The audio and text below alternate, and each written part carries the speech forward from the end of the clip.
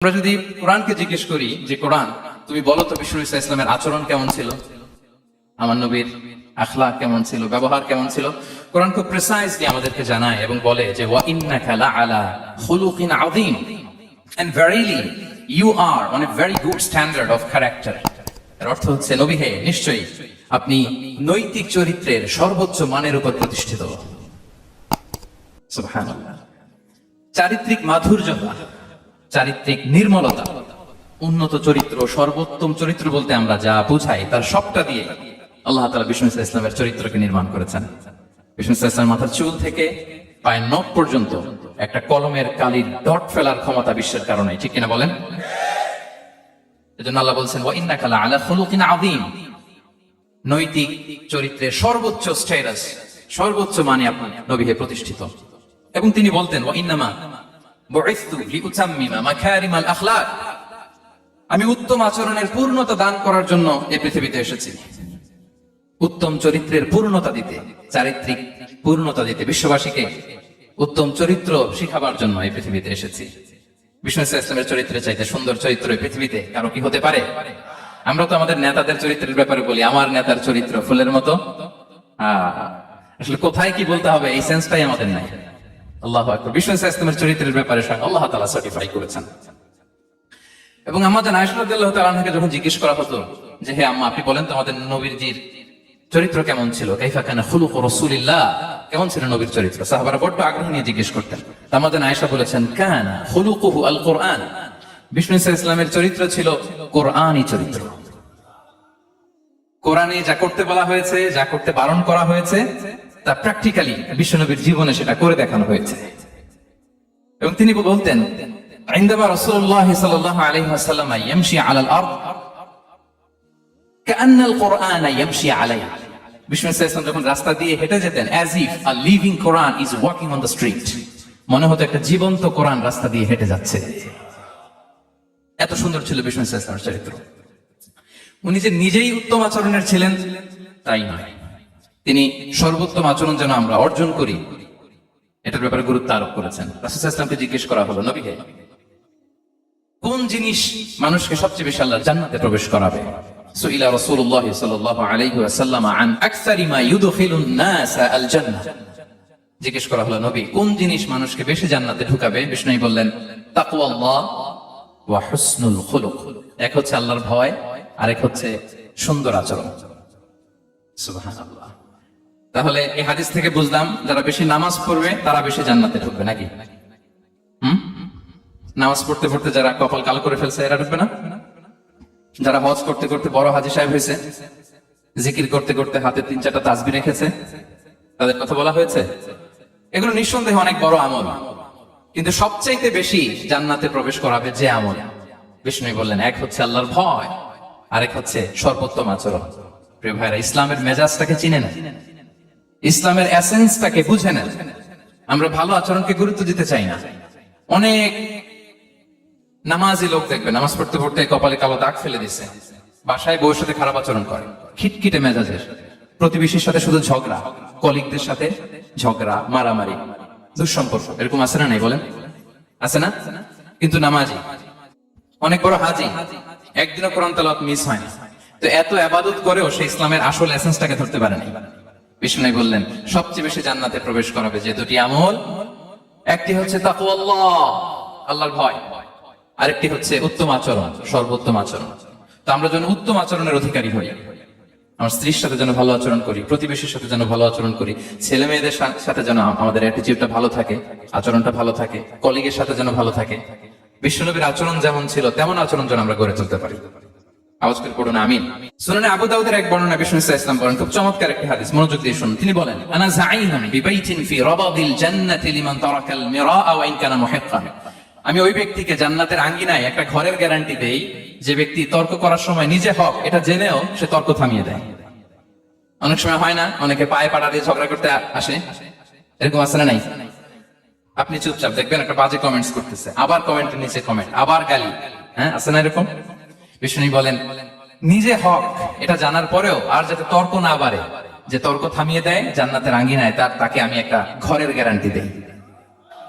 ওয়াবিবাইতিন ফি ওয়াসাতিল জান্নাতি লিমান তারাকাল কাযিবা ওয়া ইন কানা মাযিহান। আর ওই ব্যক্তিকে আমি জান্নাতের মাঝখানে একটা ঘরের গ্যারান্টি দেই, যে ব্যক্তি কৌতুক করার সময়ও মিথ্যা পরিহার করে। করতেছে কৌতুক, ফান করতেছে, হি ইজ কিডিং, পান করে, কৌতুক করে, কিন্তু কৌতুকের সময় সে মিথ্যা বলে না। এই স্বভাব যাদের, তাদেরকে আমি জান্নাতের মাঝ বরাবর একটা ঘরের গ্যারান্টি দেই। এরপর বিষ্ণু কি বলে দেখেন, তিনি বলেন ওয়াবিবাইতিন ফি আ'লাল জান্নাতি লিমান হাসানা খুলুকাহু। আর জান্নাতের একেবারে হাইস্ট পিক অফ প্যারাডাইস, জান্নাতের সর্বোচ্চ স্তরে আমি একটা ঘর বা একটা বাসভবনের গ্যারান্টি ওই ব্যক্তিকে দেই যে তার আচরণটা সুন্দর করেছে, যে সুন্দর আচরণের অধিকারী হয়েছে, তাকে জান্নাতের হাইস্ট পিকে আমি একটা বাসভবনের গ্যারান্টি দেই। তাহলে বলেন তো, আমাদের আচরণটা সুন্দর করার দরকার আছে না নাই? এটা খুব ছোটখাটো একটা আমল, তাই না? কথা বলেন দক্ষিণ কোরিয়া প্রবাসী ভাইরা, আওয়াজ করে বলেন, এটা কি ছোট আমল? দেখলে সালাম দিব, সুন্দরভাবে কথা বলবো, ভালো উইশ করব, হ্যাঁ, হিংসা জিঘাংসা অহংকার থেকে মুক্ত থাকবো, খিটখিটে মেজাজের হব না, অলওয়েজ স্মাইলিং ফেস থাকবে আমার, হৃদ্যতাপূর্ণ আচরণ। এই কাজটা কি ছোট আমল? আওয়াজ করে বলেন, এই আমলটা কি ছোট না বড়? প্রিয় ভাইরা, বিষ্ণু ইসলাম সবার সাথে এরকম মাধুর্যতাপূর্ণ আচরণ করতেন, ছোট থেকে বড়, নারী থেকে পুরুষ, বন্ধু থেকে শত্রু, সবার সাথে সুন্দর আচরণ করতেন।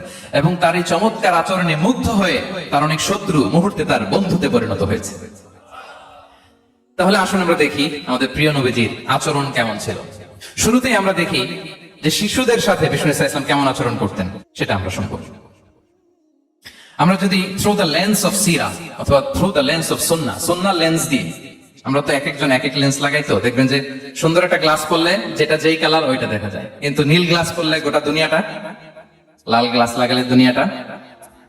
এই জন্য কোরআনের লেন্স দিয়ে আমরা বিশ্ব দেখি। কোন লেন্স দিয়ে বিশ্ব দেখবো? We see the world through the lens of Quran. আজকের আলোচনাটা আমরা করব through the lens of সিরাত।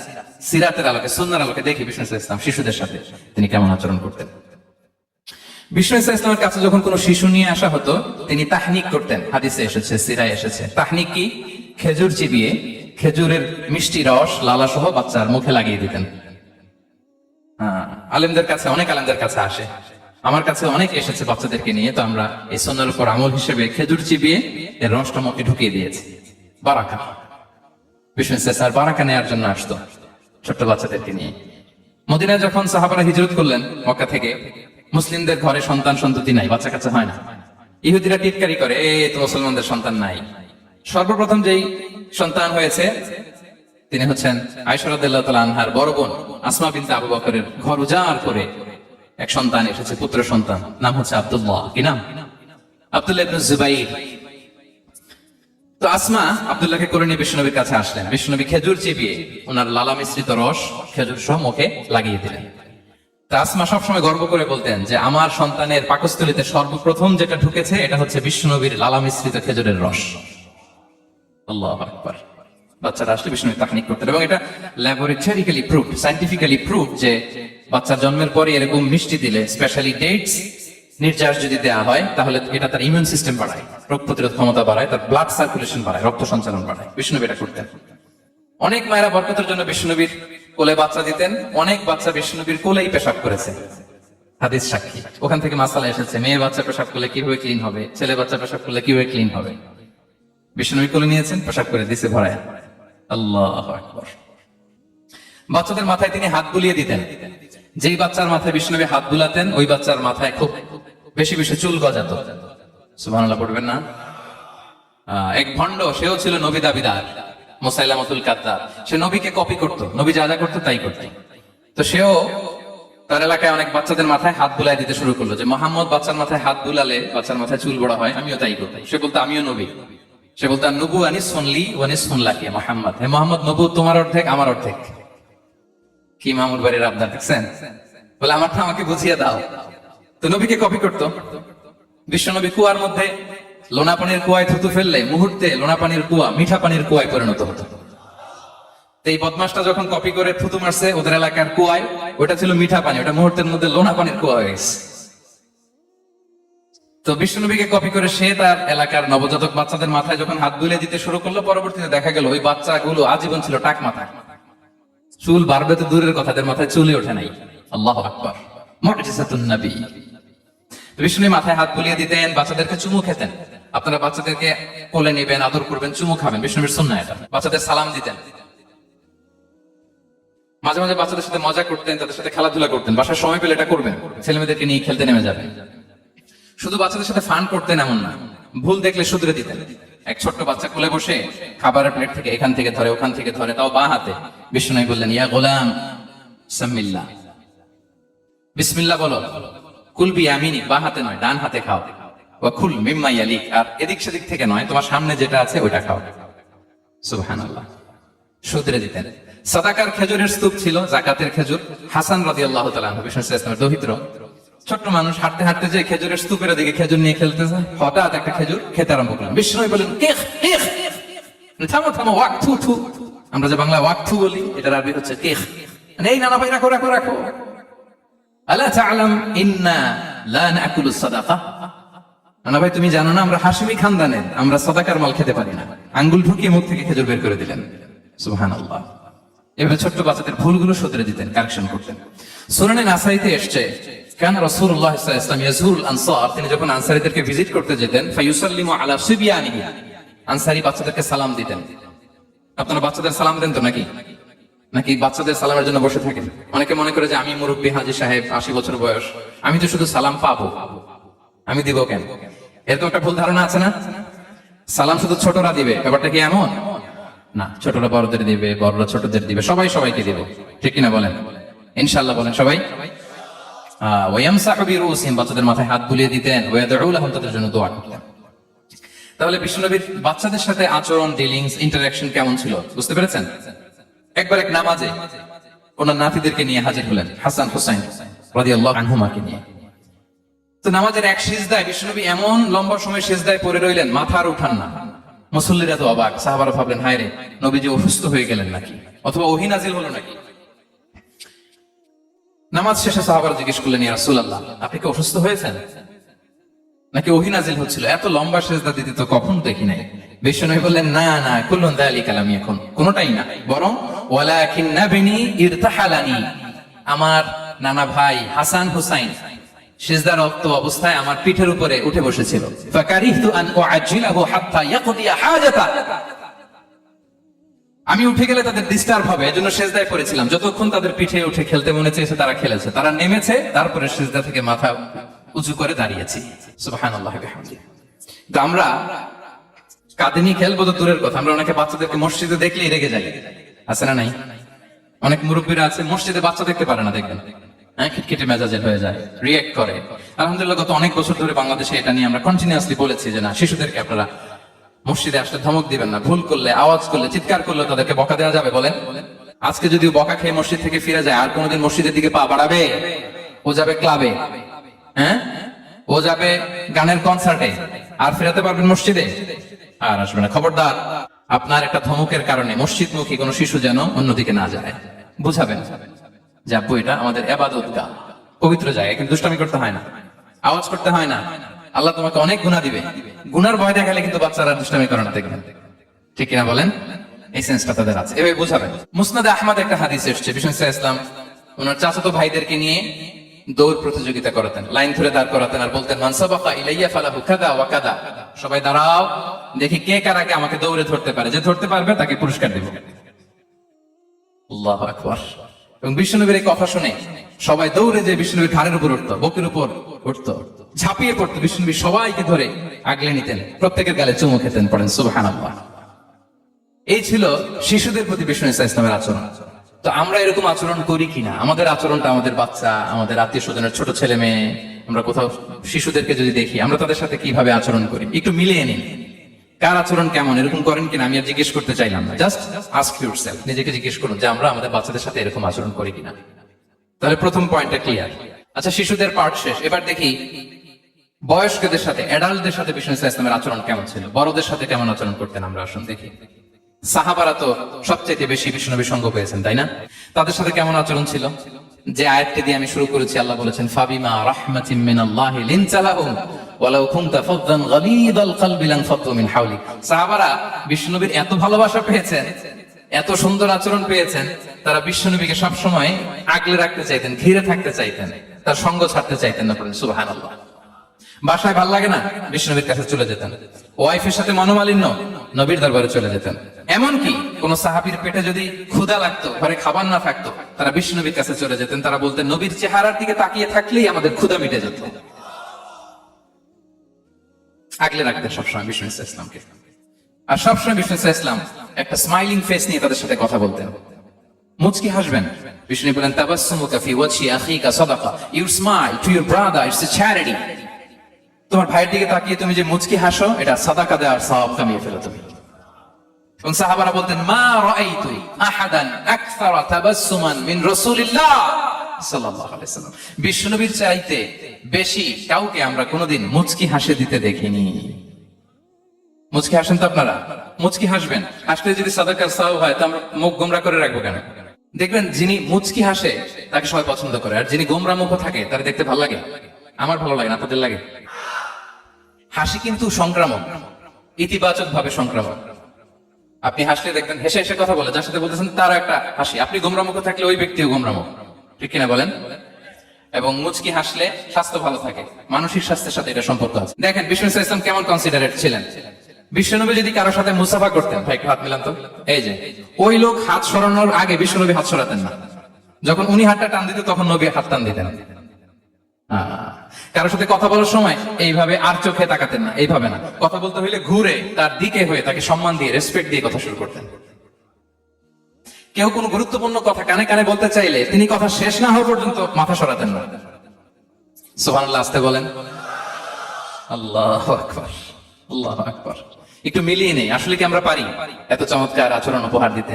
কতটা কনসিডারেট ছিলেন দেখেন। এক বেদুইন, অক্ষর জ্ঞানহীন মানুষ, সভ্যতার ছোঁয়া তার মধ্যে লাগেনি। সে মসজিদে নববীতে ঢুকে একবার মসজিদে নববীর মাঝখানে পেশাব করা শুরু করলেন। কি করা শুরু করলেন? কোথায়? টয়লেটে? কোথায়? ইসলামের সবচাইতে দ্বিতীয় সবচাইতে পবিত্র জায়গা, বিশ্বনবীর মসজিদের মাঝখানে। সাহাবারা তাকে মারতে উদ্ধত হলেন। বিষ্ণু বললেন, দাও, থামো থামো, এই থামো থামো। কারণ প্রস্রাব করার সময়, টয়লেট করার সময় হুট করে কাউকে ধমক দেওয়া যায় না, ডাকা যায় না, দরজায় বড় নক করা যায় না। করলে তার ক্ষতি হতে পারে, এটা করবেন না। বিষ্ণু বললেন, দাও ওয়া হারিয়াতু আলা বাউলিহি সাজলান মিন মা। এই রাখো রাখো, বেচারাকে পেশাব করতে দাও, করতে দাও, করতে দাও, পেশাব করতে দাও। সে পেশাব শেষ করলো। বিষ্ণু বললেন, এক বালতি পানি ঢেলে দাও। এক বালতি পানি বালুতে মিশে জায়গাটা পরিষ্কার হয়ে যাবে। এরপর বিষ্ণু ইসলাম বললেন, ফাইন্নামা বুইসতুম মুয়াসসিরিন ওয়া লাম তুবআসু মুআসসিরিন। তোমরা এত কঠোর হচ্ছ কেন? আল্লাহ তো তোমাদেরকে কঠোর করে পৃথিবীতে পাঠাননি, সহজপন্থী করে আল্লাহ তাআলা আমার এই উম্মতকে পৃথিবীতে পাঠিয়েছে। পড়েন সুবহানাল্লাহ। দেখেন কত চমৎকার আচরণের ছিলেন। এবং পরে লোকটাকে বুঝিয়ে বললেন, সে কালিমা পড়ে মুসলমান হয়ে গিয়েছে। আল্লাহু আকবার। এই ছিল বিষ্ণু ইসলামের ইন্টারেকশন সাহাবাদের সাথে। এবং সাহাবাদের জন্য তিনি দোয়া করতেন প্রাণ ভরে। প্রিয় ভাইরা, দোয়া চাওয়া, দোয়া করা দুটোই সুন্নাহ। প্রাণ ভরে তিনি সাহাবাদের জন্য দোয়া করেছেন। বিষ্ণু ইসলাম একবার ওয়াশরুম সেরে এসে দেখলেন কে যেন অজুর পানি রেখে গিয়েছে। জিজ্ঞেস করলেন, কে রেখেছে? বলা হলো, আব্দুল্লাহ ইবনে আব্বাস রেখে, ছোট্ট আব্দুল্লাহ। বিষ্ণু ইসলাম খুশি হয়ে গেলেন, হায় রে, সে কিভাবে খেয়াল করলো, আমি এখন ওয়াশরুম থেকে আসলে তো আমার অজুর পানি লাগবে। খুশি হয়ে একটা দোয়া করলেন তার জন্য। তিনি বললেন, আল্লাহুম্মা ফাক্কিহহু ফিদ্দীন ওয়া আল্লিমহু তা'বীল। মানে হে আল্লাহ, আপনি তাকে দ্বীনের জ্ঞান দেন এবং কোরআনের ব্যাখ্যা তার শিক্ষা দেন। বিশ্বনবীর এই দোয়া এমন ভাবে কবুল হয়েছে, এই আব্দুল্লাহ ইবনে আব্বাস যত মুফাসসির পৃথিবীতে আসবে, সকল মুফাসসিরদের সম্রাট হিসেবে আল্লাহ তাকে কবুল করেছেন। বিশ্বনবীর দোয়া তারা পেয়েছেন। উম্মে সুলাইম রাদিয়াল্লাহু তাআলা আনহা, আনাস রাদিয়াল্লাহু তাআলা আনহুকে নিয়ে আসলেন। বললেন, নবী হে, আপনি এসেছেন, আমরা যে এত খুশি মদিনাবাসী, সবাই দেখে আপনার হাতে কিছু না কিছু হাদিয়া দেয়। আমি কি দিব? কিছু দেয়ার নাই, কিছু দেয়ার নাই। আমি গরিব মানুষ, আমি আমার নার ছেঁড়া ধন, কলিজার টুকরা আনাস, আমার শিশু সন্তানটারাই আপনারে হাদিয়া দিয়ে দিলাম। খোয়াই দেবো কে আনাস। নবী হে, সে আপনার ছোট্ট খাদেম হবে, আপনার কাজ করে দিবে। উদু আল্লাহ আলাহ, আপনি তার জন্য একটু দোয়া করেন। বিশ্বনবী দোয়া করলেন। কি দোয়া করলেন? আল্লাহুম্মা আকসির মালাহু ওয়া ওয়ালাদা। আল্লাহ আনাসের সম্পদও বাড়ায় দাও, ওয়া ওয়ালাদা, তার সন্তানও বাড়ায় দাও। দেখেন এই দোয়ার কি বরকত। এই দোয়ার বরকতে আনাস বলে, মদিনাতে যত খেজুর বাগান ছিল সবগুলো খেজুর বাগানে বছরে খেজুর হতো একবার, কিন্তু নবীর দোয়ার বরকতে আমি আনাসের বাগানে খেজুর হতো বছরে 2 বার। আর উনার সর্বসাকুল্যে ছেলে মেয়ে ছিল, কোন বর্ণনায় 78 জন, কোন বর্ণনায় 80 জন। আমাদের পুরো বংশে আছে 80 জন। কথা বলেন, আপনার পুরো গোষ্ঠীতে 80 জন আছে? ওনার শুধু ছেলে মেয়ে, একজনের ছেলে মেয়ে কয়জন? 80 জন। বিশ্বনবীর দোয়া, কি ইন্টারেকশন দেখেন একজন ট্রু লিডারের কি বৈশিষ্ট্য। তিনি সাহাবীদের ভালো গুণ দেখলে তাদেরকে উৎসাহিত করতেন, ইন্সপায়ার করতেন, প্রশংসা করতেন।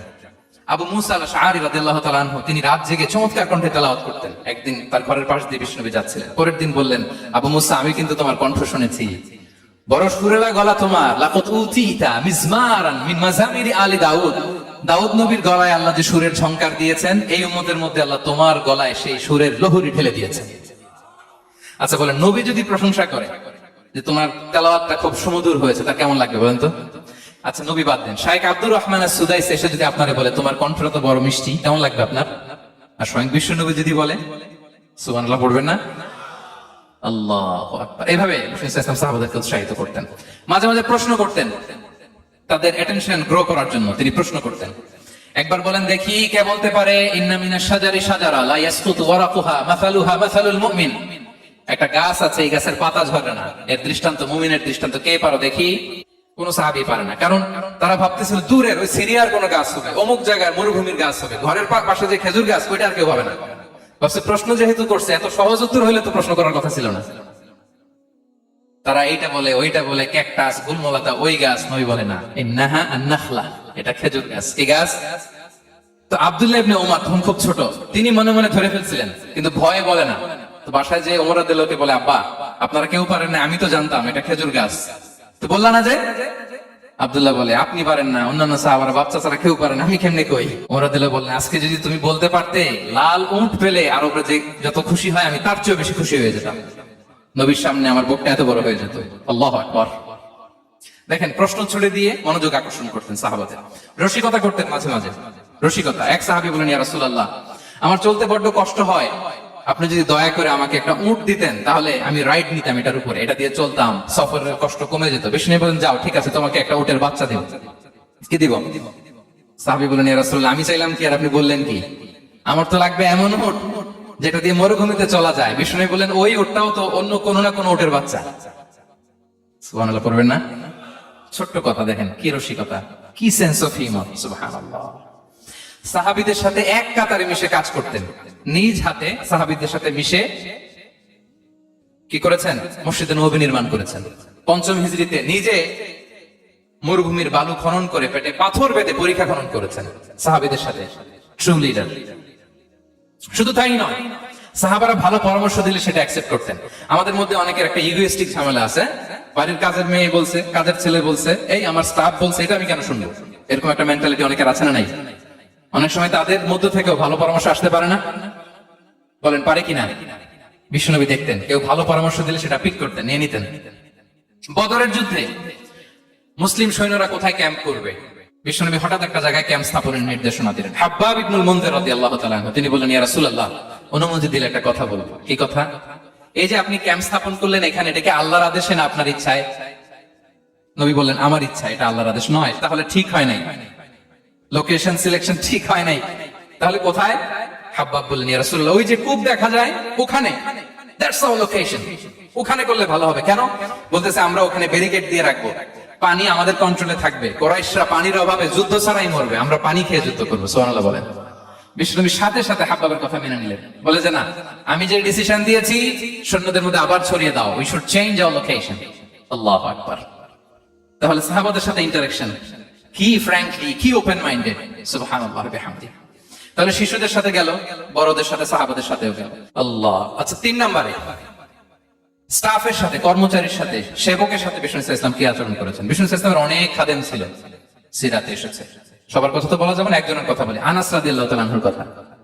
আনাস লক্ষ্মীপুরে, আমি এক জায়গায় ওনার কোন একটা ওয়াজ করতে যে আমি বললাম আনাস নামটা কেমন লাগে, কারণ অনেকে বাচ্চা নিয়ে এসে বলে হুজুর নাম রেখে দেন।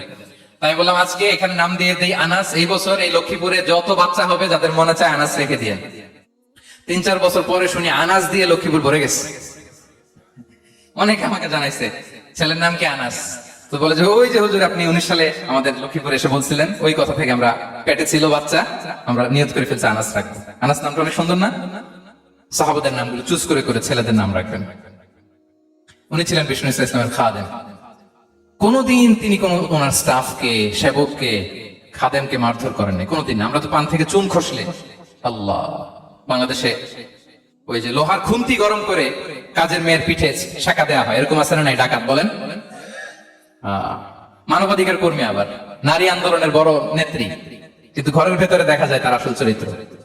কারণ আসল চরিত্র যদি জানতে চান, কয়েকটা জায়গায় নক করলে জানা যায়। এক হচ্ছে তার বউ, তার ব্যাপারে কি বলে, তার স্ত্রী।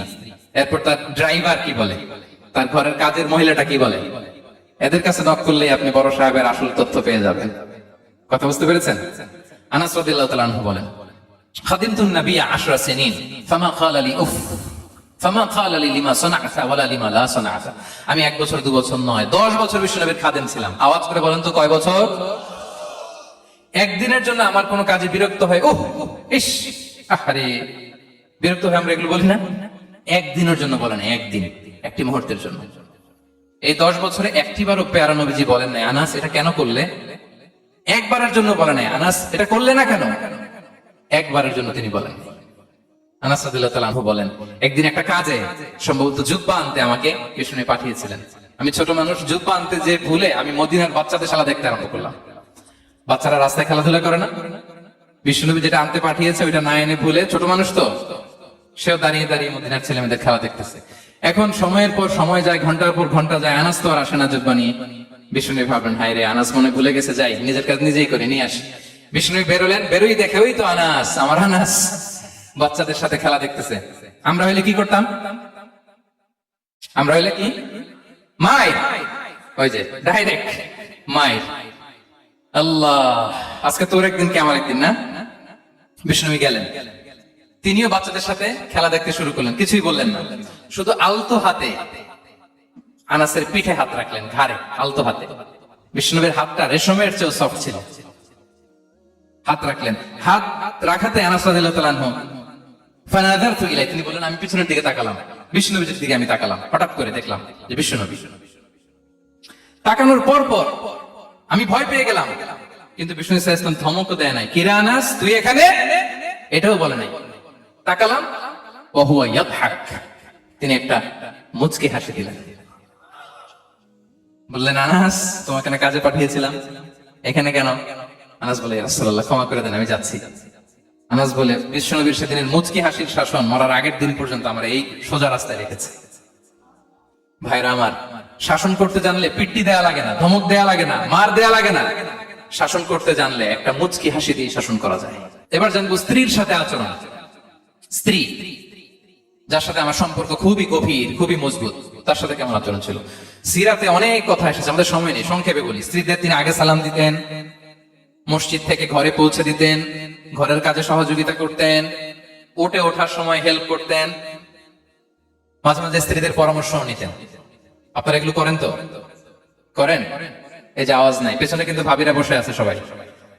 উল্টা পাল্টা বললে এখানে উইটনেস আছে, খবর আছে আজকে। এগুলো করেন? করেন? হ্যাঁ, করতে হবে, করতে হবে। বিষ্ণু সাল্লাল্লাহু আলাইহি ওয়াসাল্লাম নিজ হাতে ঘরে উটের দুধ দহন করতেন, রুটি সেকা দিতেন, কাপড় সেলাই করতেন, এই কাজগুলো করতেন। এবং আম্মা জান আয়েশা রাদিয়াল্লাহু তাআলা আনহাকে এত ভালোবাসতেন, তিনি বলেন, আমি গোশত খেয়ে ওইটার হাড্ডিটা রেখে দিলে বিষ্ণুনবী আমার খাওয়া হাড্ডিটা নিয়ে আবার চুষতে শুরু করতেন। আমি গ্লাসের যেখান দিয়ে পানি খেতাম, পেয়ালার খুঁজে খুঁজে বিষ্ণুনবী ওই জায়গায় ঠোঁট লাগিয়ে পানি খেতেন। মাইমুনা রাদিয়াল্লাহু তাআলা আনহা বলেন যে আমি আর বিশ্বনবী এক বালতি থেকে মগ দিয়ে পানি নিয়ে দুজনে গোসল করেছি। আল্লাহু আকবার, কি চমৎকার আচরণ। এবং স্ত্রীদের নিয়ে তিনি সফর করতে বেরোতেন। একবার রাত্রিবেলা বিষ্ণু সাল্লাল্লাহু আলাইহি ওয়াসাল্লাম এবং আম্মা জান আয়েশা রাদিয়াল্লাহু তাআলা আনহা, বিষ্ণু বলেন চলো তো আমরা একটু দৌড় দেই, এক্সারসাইজ হয়ে যাবে।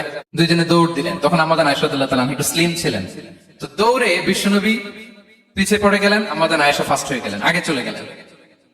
বড্ড খুশি, উনি বিষ্ণুনবীকে হারিয়েছেন। আবার অনেক বছর পরে, তখন সময়ের ব্যবধানে আম্মা জান আয়েশা একটু হেলদি হয়ে গিয়েছেন, আগের মতো আর চিকন নেই। আবার বিষ্ণুনবী এক রাতে বললেন, আয়েশা চলো আজকেও একটু এক্সারসাইজ করি, দৌড় দেই। দুজন মিলে দৌড় দিলেন। আজকে বিষ্ণুনবী আর আম্মা জান আয়েশাকে চান্স দেন নাই, তিনি জোরে দৌড়ে আম্মা জান আয়েশাকে রানার আপ করে দিলেন, উনি ফার্স্ট হয়ে গেলেন। এরপর কি বললেন জানেন? সুনান আবু দাউদের হাদিস, তিনি বললেন, ইয়া আয়েশা হাযিহি বিতিলকা সাবকা। দেখেন বিষ্ণুনবী মনে রাখছেন, নোটে রাখছেন। বিষ্ণু বলেন, আয়েশা ওই যে এত বছর আগে কোন এক রাতে মরুভূমিতে দৌড়ে আমাকে হারাইছিলা, আজকে ওইটার বদলা নিয়ে নিলাম। তিলকা সাবকা, ওইটার বিনিময়ে এটা। ওই দিন তুমি জিতছিলা, আজকে তোমার উপর আমি জিতে গেলাম। কি হৃদ্যতা ছিল, কি সম্পর্ক ছিল স্ত্রীর সাথে। তাই বলে মনে করবেন না যে কোনো মনোমালিন্য হতো না, হতো। মানবিক যে ব্যাপারগুলো মাঝে মাঝে একটু ছোটখাটো মিষ্টি ঝগড়া, একটু মনোমালিন্য, এটাও হতো। এবং বিশ্বনবী এটাও টের পেতেন। তিনি বলতেন, আয়েশা, ইন্নী লা আ'লামু ইযা কুনতি আলাইয়া গাদবা ওয়া ইযা কুনতি আলাইয়া রাদিয়া। আয়েশা, কখন তুমি আমার উপর রেগে থাকো আর কখন খুশি থাকো সবটাই কিন্তু আমি টের পাই। মজা নাই, অবাক হলেন, কি করে টের পান? বিষ্ণু বলেন, যখন তুমি আমার উপর খুশি থাকো তখন দোয়ার সময় বলো লা ওয়া রাব্বি মুহাম্মদ, তুমি বলো হে মুহাম্মদের রব আল্লাহ, মদিনার উপর রহম করেন, আমাদেরকে ক্ষমা করেন, হে মুহাম্মদের রব আমাদের ক্ষমা করেন, এইভাবে দোয়া করো। আর যখন তুমি রেগে থাকো তখন আমার নামটা মুখ দিয়ে নিতে চাও না, তখন তুমি দোয়াতে বলো লা ওয়া রাব্বি ইব্রাহিম, হে ইব্রাহিমের আল্লাহ, হে ইব্রাহিম নবীর খোদা, আমাদের মাফ করো। তখন তুমি আমার নাম নাও না, কৌশলে আমার নামটা বাদ দাও। আমাদের আয়েশা বলেন, ইয়া রাসূলুল্লাহ মা আহজুর ইল্লা ইসমাক, নবী হে, আমি তো আপনার নামটাই শুধু মুখ থেকে বাদ দেই, আমার হৃদয় থেকে তো কখনো আপনারে বাদ দিতে পারি না। এটা ঠিক, তখন রেগে থাকে আপনার নামটা মুখে নেই না, কিন্তু হৃদয় থেকে তো আপনাকে সরাতে পারি না। সুবহানাল্লাহ। এই ছিল বিষ্ণুর সাথে স্ত্রীদের সম্পর্ক। প্রিয় ভাইরা, আমরা যদি একটু দেখি প্রতিবেশীর সাথে কেমন আচরণ করতেন নেইবার। বিষ্ণু বলতেন, মান কানা ইউমিনু বিল্লাহি ওয়াল ইয়াউমিল আখির ফালইউকরিম দাইফা, যে আল্লাহ বিশ্বাস করে, আখিরাতে বিশ্বাস করে, সে যেন প্রতিবেশীকে সম্মান করে। এবং একবার আবু যার আল গিফারি রাদিয়াল্লাহু তাআলা আনহুকে বিষ্ণু ইসা ইসলাম বলেন, আবু যার, ইদা তাবাখতা মারাকান ফাআকসির মাআ, হে আবু যার, তুমি যদি কখনো ঝোল তরকারি রান্না করো, ঝোলের তরকারি খাইছেন? আপনাদের সাউথ কোরিয়াতে তো বিখ্যাত একটা ঝোলের তরকারি আছে, কি নাম যেন, মাছের ম্যাংথাং। আমরা একটা শব্দ শিখছিলাম, কি যেন বলে, খামসা হামনিদা। কয়েকটা শব্দ শিখাই দিছে ভাইরা আমাকে। তো এই যে নামটা বললাম, ঝোলের মধ্যে ট্যাংরা মাছ, শিং মাছ ঝোল দেয় একটা তরকারি। তা আবু যার গিফারিকে বিষ্ণু ইসলাম বলেন, ইদা তাবাখতা মারাকান ফাকসির মা, হে আবু যার, কখনো যদি ঝোলের তরকারি রান্না করো একটু বেশি করে পানি দিও, যাতে করে তোমাদের পাশাপাশি তোমার প্রতিবেশীর সাথে একটু ঝোল শেয়ার করতে পারো।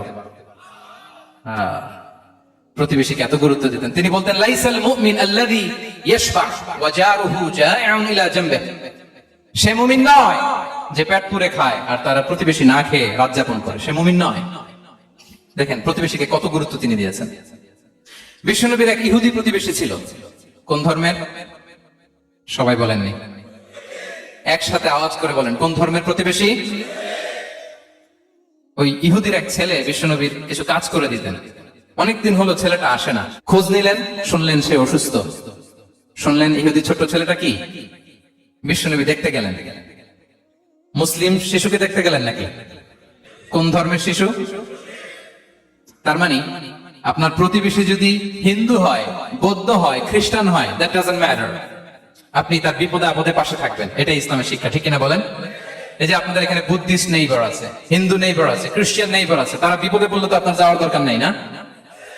যাবেন, খোঁজ খবর নিবেন, ভিজিট করবেন, পাশে দাঁড়াবেন। আপনি যে তাদের খোঁজ খবর নিতেছেন, মুসলিম হয়েও আপনি এত চমৎকার আচরণের, এটা দেখেই অনেকে কালিমা পড়ে মুসলমান হয়ে যাবে। এটাই তো দ্য বিউটি অফ ইসলাম, ইসলামের সৌন্দর্য।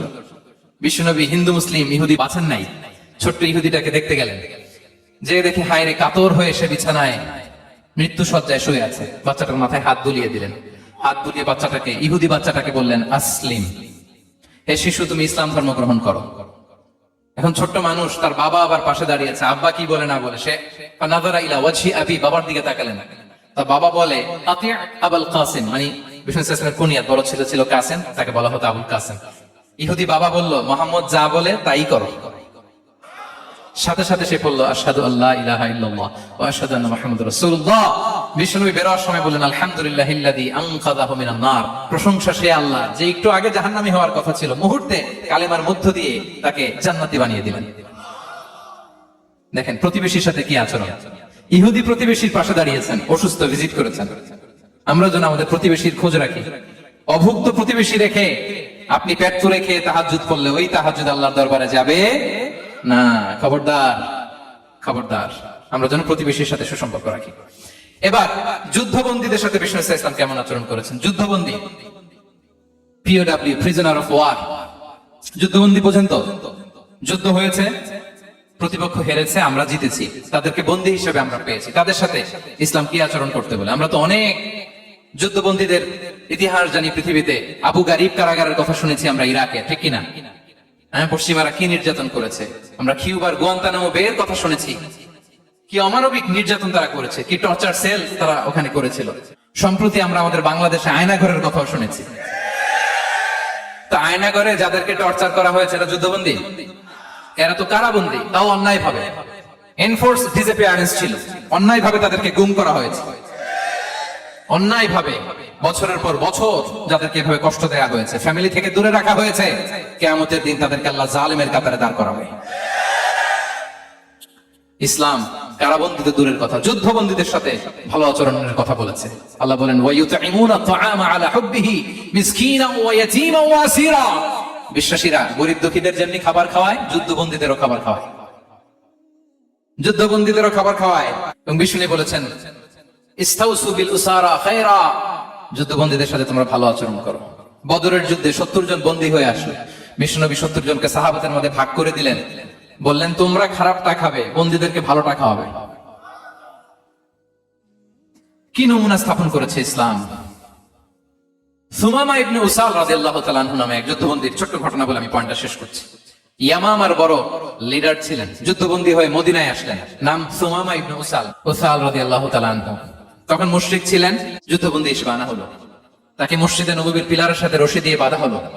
বিষ্ণু বললেন সুমামা, কি অবস্থা তোমার, কেমন লাগে, তোমার সাথে কেমন আচরণ করা হবে বলো। বললেন মুহাম্মদ, তুমি চাইলে মারতেও পারো, বাঁচিয়েও রাখতে পারো। বিষ্ণু বললেন সুমামা, এ দুনিয়াটাই শেষ নয়, আখিরাতে বিশাল এক জগৎ পড়ে আছে। তুমি যদি শাহাদা বাক্য পড়ো আমাদের ভাই হয়ে যাবা, তোমার সেফটি সিকিউরিটির দায়িত্ব আমাদের, আমরা তোমরা সবাই মিলে এক। তারপর একে একে বিশ্বনবী তার সাথে ইসলামের সৌন্দর্যগুলো তুলে ধরলেন, সালাত কি, যাকাত কি, এগুলো বুঝালেন। বাড়িতে যেয়ে বললেন সবচেয়ে ভালো খাবার রান্না করো, একজনকে দিয়ে মসজিদে পাঠালেন। যুদ্ধবন্দীর সাথে কি আচরণ দেখছেন। এরপরের দিন বিশ্বনবী আবার তাকে ইসলামের দাওয়াত দিলেন। এরপর বাড়িতে এসে একজনকে বললেন যাও আমার ওই উটের দুধ দহন করে তাকে এক পেয়ালা গরম দুধ দিয়ে আসো। আমরা জামাইকেও তো এরকম সমাদর করি না, কি বলেন? তৃতীয় দিন বিশ্বনবী আবার খাবার নিয়ে গেলেন, আবার ইসলামকে তুলে ধরলেন। সুমামা তো অবাক, যুদ্ধবন্দীদের সাথে মুসলমানরা এরকম আচরণ করে। 3 দিন ধরে লাগাতার যখন ইসলামকে প্রেজেন্টেশন শেষ, বিষ্ণু বললেন যাও এবার সুমামা ইবনে উসালের রশিটা খুলে তাকে ছেড়ে দাও। সাহাবারা বলেন কি ইয়া রাসূলুল্লাহ, ভয়ঙ্কর, বিশ্বাসঘাতকতা করবে, মেরে ফেলবে আমাদের। বিষ্ণু বললেন না, আমি যা জানি তোমরা তা জানো, ছেড়ে দাও। সুমামাকে ছেড়ে দেওয়া হলো। সুমামা বের হলেন মসজিদ থেকে, ফিরে তার ভূখণ্ড, তার এলাকা ইয়ামামাতে তিনি গেলেন না। মদিনার মসজিদে নবীর পাশে খেজুর বাগানের পাশে তিনি অজু করলেন, গোসল করলেন, অজু করলেন। এরপর ফিরে এসে বিশ্বনবীর সামনে দাঁড়িয়ে বললেন আশহাদু আল্লা ইলাহা ইল্লাল্লাহ ওয়া আশহাদু আন্না মুহাম্মাদান আবদুহু ওয়া রাসূলুহু। আমি সাক্ষ্য দিচ্ছি আল্লাহ ছাড়া কোনো ইলাহ নেই, আপনি আল্লাহর প্রেরিত রাসূল। হে মুহাম্মদ, আপনার চাইতে নিকৃষ্ট মানুষ আমার কাছে কেউ ছিল না, কিন্তু এখন থেকে আপনার চাইতে কোনো প্রিয় মানুষ আমার জীবনে নেই। ইসলামের চাইতে নিকৃষ্ট কোনো ধর্ম আমার জানা ছিল না, আজ থেকে ইসলামের চাইতে প্রিয় ধর্ম আমার কাছে নেই। মদিনার চেয়ে নিকৃষ্ট কোনো শহর আমার কাছে ছিল না, সবচেয়ে অপছন্দের শহর, আজ থেকে মদিনার চেয়ে প্রিয় শহর আমার কাছে নেই। দিস ইজ ইসলাম। বিশ্বনবী বললেন হে নবী, আপনি আমাকে উমরার অনুমতি দিন। তিনি উমরা করতে গেলেন, বিশ্বনবী তাকে তালবিয়া শিখিয়ে দিলেন। এই প্রথম কেউ মুসলিম সুমামা ইবনে উসাল, উনি প্রথম মুসলিমদের মধ্যে উমরা করেছেন, তালবিয়া পড়তে পড়তে, লাব্বাইক আল্লাহুম্মা লাব্বাইক পড়তে পড়তে। উমরা করা শেষে ইয়ামামা থেকে গম আসতো মক্কায়, ওই গম পিষে রুটি বানিয়ে মক্কাবাসী খেয়ে বেঁচে থাকতো। উনি ঘোষণা দিলেন মুহাম্মাদের অনুমতি ছাড়া ইয়ামামার একটি গমের দানা আজ থেকে মক্কায় পৌঁছবে না। সুবহানাল্লাহ পড়বেন না? এই যে আমেরিকা যে ইকোনমিক স্যাংশন দেয়, এটা শিখছে সুমামা উমামা ইবনে উসাল রাদিয়াল্লাহু তাআলা আনহুর কাছ থেকে। আল্লাহু আকবার। তিনি বললেন একটা গমের দানা পৌঁছবে না, ওনারা রুটি খেতে পারে না। গমের দাম বেড়ে গেল, বিষ্ণুর কাছে চিঠি লিখে পাঠালেন, হে মুহাম্মদ, তুমি যদি উমামারে না বলো আমরা না খেয়ে মরবো। পরে বিশ্বনবীর হস্তক্ষেপের মধ্য দিয়ে আবার ইয়ামামা থেকে গম আসা শুরু হয়েছে। সুবহানাল্লাহ পড়ে। প্রিয় ভাইরা, তাহলে বন্দীদের সাথে, যুদ্ধবন্দীদের সাথে বিশ্বনবীর আচরণ কেমন ছিল টের পেয়েছেন? ভিক্ষুকের সাথে কি আচরণ? বিশ্বনবী কখনো না বলতে পারতেন না। কেউ হাত পাতলে কি বলতে পারতেন না? পারতেন না। এক ভিক্ষুক এসে বলে এই মুহাম্মদ দাও, তোমার কাছে কি আছে দাও। নবী তখন চাদর পরা ছিলেন, চাদর ধরে এমন জোরে টান দিছেন বিশ্বনবীর ঘাড়ের চামড়া এখানে ছিঁড়ে গেছে, চামড়ায় দাগ পড়ে গেছে। বিশ্বনবী তার দিকে তাকিয়ে, ওই যে মুচকি হাসির ম্যাজিক, আবার মুচকি হাসি, মুচকি হাসি দিয়ে বললেন যাও তাকে কিছু দিয়ে দাও। সুবহানাল্লাহ পড়বেন না? আচ্ছা, ভিক্ষা করতে আইসা যদি আপনার জুব্বা ধরে টান মারে, জামার কলার ধরে টান মারে, এই দে, কি করবেন বলেন? ওই যে মায়ের, মানে ডানে ভাই আর কোন সলিউশন নাই, খালি মায়ের, আইজো মায়ের খাইলো মায়ের। দেখেন, ভিক্ষা করতে এসে জামা ধরে টান দিয়ে ঘাড়ের চামড়া এখানে দাগ ফেলে দিয়েছে, কিন্তু বিশ্বনবী হাসি দিয়ে সলিউশন করলেন। সুবহানাল্লাহ পড়েন। শত্রুদের সাথে তিনি কেমন আচরণ করেছেন? আল্লাহ আল্লাহ আল্লাহ আল্লাহ। তায়েফের ময়দানে রক্তাক্ত হয়েছে, রক্তাক্ত। পাহাড় রক্ষী ফেরেশতারা বলে, নবী আপনাকে রক্তাক্ত করেছে? তায়েফে কেন গেছিলেন বিশ্বনবী? জমির বায়না করতে না? তায়েফে জমি কিনতে গেছিল না? তায়েফবাসীকে জাহান্নামের আগুন থেকে বাঁচাতে রক্তাক্ত করা হয়েছে। পাহাড় রক্ষী ফেরেশতারা বললেন, নবী একটা আদেশ দেন, দুই দিক থেকে চাপা মেরে পুরো তায়েফবাসীকে মাটির সাথে মিশিয়ে ফেলবো, মাটির সাথে মিশে যাবে। বিষ্ণু বললেন, না না, তারা হয়তো ঈমান আনে নাই, তাদের ভবিষ্যৎ প্রজন্মের কেউ না কেউ লা ইলাহা পড়বে, কেউ না কেউ লা ইলাহা জপবে। তাই হয়েছে। তাইফে যদি যান, আল্লাহু আকবার, মসজিদ আর মসজিদ, শান্তি আর শান্তি। আল্লাহু আকবার। উহুদের ময়দানে দাঁত শহীদ হয়েছে, রক্তাক্ত হয়েছে, হেলমেট ভেঙে কপালে পাথর ঢুকেছে। ফেরেশতারা বললেন, আদেশ দেন, উহুদ পাহাড় তাদের ঘাড়ের উপরে বসিয়ে। বিষ্ণু বললেন, না। বিষ্ণু বললেন, না, আল্লাহুম্মা হদি কওমি ফাইন্নাহুম লা ইয়ালামুন। আল্লাহ আমার কওমকে ক্ষমা করে দেন, ওরা বুঝে নাই।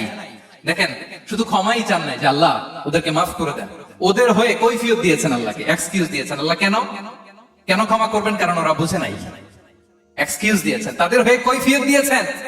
এই ছিল শত্রুদের সাথে বিশ্বনবীর আচরণ। যুদ্ধের ময়দানে ঘোষণা দিতেন, খবরদার, ওদের নারীদের গায়ে হাত দিবে না, শিশুদের গায়ে হাত দিবে না, গবাদি পশু মারবে না, কোন পাদ্রীর গায়ে হাত দিবে না। গোটা বিশ্বের কেউ, কোন যুদ্ধের সেনাপতি যুদ্ধের ময়দানে এমন মানবতা দেখাতে পারে নাই। চিল্লায় বলেন ঠিক কিনা? অষ্টম হিজরিতে মক্কা বিজয়ের দিন থারথার করে কাঁপছিল কুরাইশরা যে আজকে তো আমাদেরকে ক্যাপিটাল পানিশমেন্ট দিবে, ডেথ পেনাল্টি দিবে। বিষ্ণু বললেন, না, লা তাসরিবা আলাইকুমুল ইয়াউম ইযহাবু ফাআনতুমুত তালাকা। 4-5 জনকে তিনি শাস্তি দিয়েছেন, গণহারে শত শত হাজার হাজার পরিবারকে তিনি ক্ষমা করে দিয়েছেন। বললেন, তোমরা আমার ভাই, ভাই ভাইয়ের সাথে যেরকম আচরণ করবে, ইউসুফ তার ভাইদের সাথে যা করেছে আমি তাই করবো, আমি ক্ষমা করে দিলাম। আল্লাহু আকবার। এ ছিল শত্রুদের সাথে আচরণ। শেষ কথা বলি, শেষ কথা হচ্ছে প্রাণীর সাথে বিশ্বনবীর কেমন আচরণ ছিল। প্রাণীর সাথে একবার এক আনসারের খেজুর বাগানে ঢুকলেন, ঢুকে দেখেন একটা উট কাঁদে। কি কাঁদে? কানে কানে এসে বিশ্বনবীকে কি যেন বলে যায়। বিশ্বনবী রেগে বললেন, এই উটের মালিক কে? এক আনসারের সাহাবী বললেন, ইয়া রাসূলুল্লাহ আমি। বিশ্বনবী বললেন, তোমার কি ভয় হয় না আল্লাহর? কলিজার মধ্যে আল্লাহর ভয় নাই?